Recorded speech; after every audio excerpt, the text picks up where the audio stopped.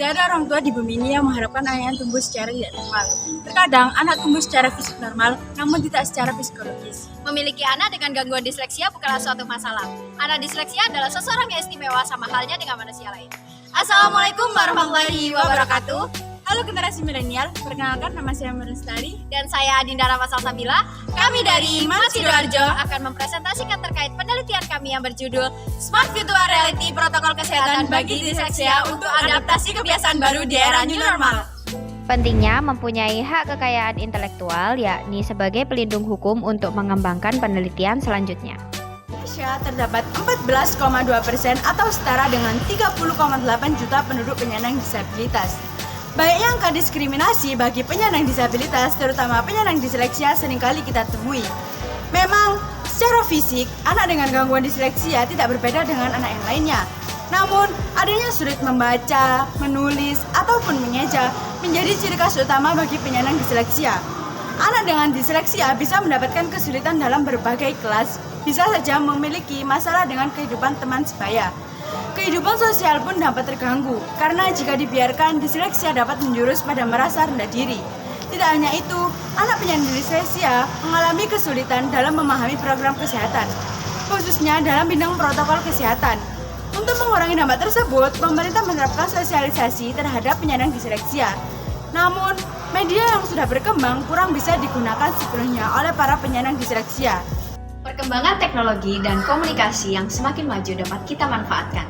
Salah satunya dengan virtual reality atau realitas maya, yang merupakan sebuah teknologi yang membuat pengguna dapat berinteraksi dengan lingkungan yang ada di dalam dunia maya yang disimulasikan oleh komputer, sehingga pengguna merasa berada di dalam lingkungan tersebut.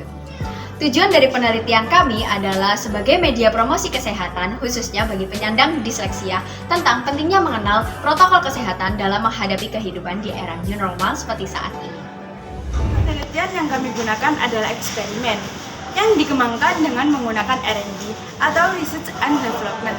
Dari berbagai macam R&D, kami menggunakan ADDI yang terdiri dari Analysis, Development, Design, Implementation, Evaluate sebagai metode penelitian kami.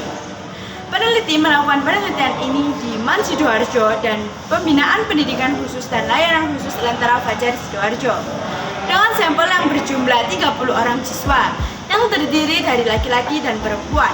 Berikut flowchart penelitian kami. Berikut desain dari aplikasi SmartCast.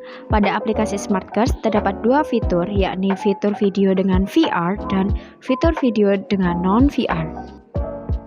Kinerja pada aplikasi SmartCast, yakni pengguna dapat merasakan sensasi berada di dalam sebuah ruangan yang dibantu oleh alat bantu berupa VR Box. Pengguna juga dapat bergerak leluasa seperti berjalan mengelilingi, melihat sekitar, dan pada aplikasi ini video yang ditampilkan dapat berputar 360 derajat, sehingga dapat memberi kesan tersendiri bagi pengguna. Selain itu, pengguna tidak hanya melihat, mendengar, namun juga dapat menggerakkan motorik secara bersamaan. Jika pengguna menggunakan VR Box, pengguna dapat memasukkan terlebih dahulu HP dalam VR Box, lalu masuk dalam aplikasi dan pilih fitur gunakan VR. Namun jika pengguna kesulitan, dapat menggunakan fitur non-VR.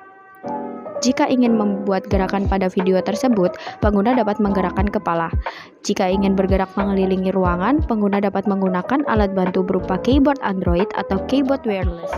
Media ini sangat layak untuk digunakan sebagai media promosi kesehatan bagi penyandang disleksia karena mereka merasa dibantu dengan adanya media ini dan dalam memahami protokol kesehatan.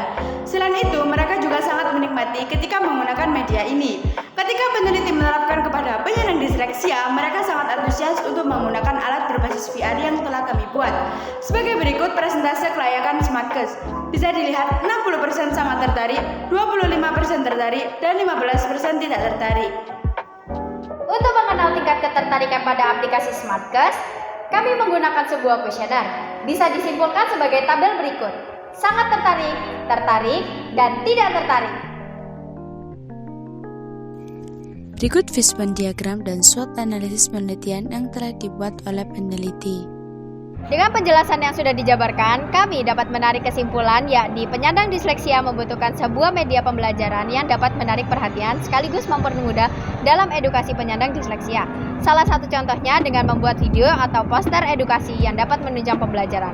Oleh karena itu, kami membuat inovasi baru yakni Smartcast sebagai media edukasi pengenalan pentingnya protokol kesehatan bagi penyandang disleksia di era new normal seperti saat ini.